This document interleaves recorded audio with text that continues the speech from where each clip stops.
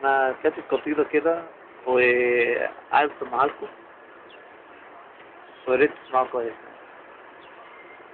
ها، رد عليا وقول لي إيه رأيك في اللي عملناه؟ كنت فاكر إننا هنسكت طول الحياة؟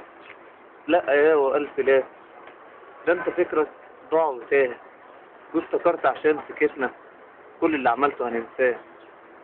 ها، رد وقول لي رأيك إيه من غير ما تلف ولا تدور، لناس ناموا على الرصيف وأنت نايم في القصور، واللي كان بيقول كده يتسجن ما يشوفش نور، وديك وقعت في كبريائك واستخدت عشان مكسور.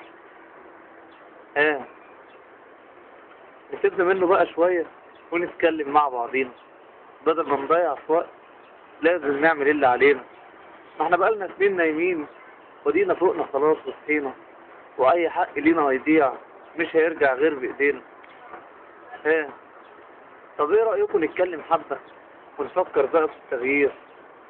ما خلاص يا مصر بقالنا صوت وبقالنا رأي وتعبير، ولو ما حدش سمع كلامنا وما بقاش لينا كمان تأثير، دي مواصلة بجنيه وبريزة هتودينا على التحرير.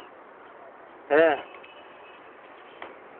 مش احنا لما رحنا هناك اتفسحنا وخدنا ولادنا وقعدنا لنا هناك كام يوم، نضفنا مطرح ما قعدنا، وساعتها ولا كان في حكومة ولا حتى كان حد يساعدنا، واللي عملناه ده مش عيب، بننضف أرضنا وبلدنا.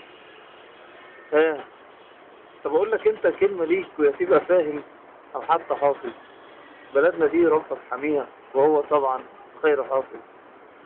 وكلمة خدها مني جد من غير ما أجمل في الملافظ، عيش بحرية في بلدك، أنت الرئيس وأنت الوزير وأنت المحافظ.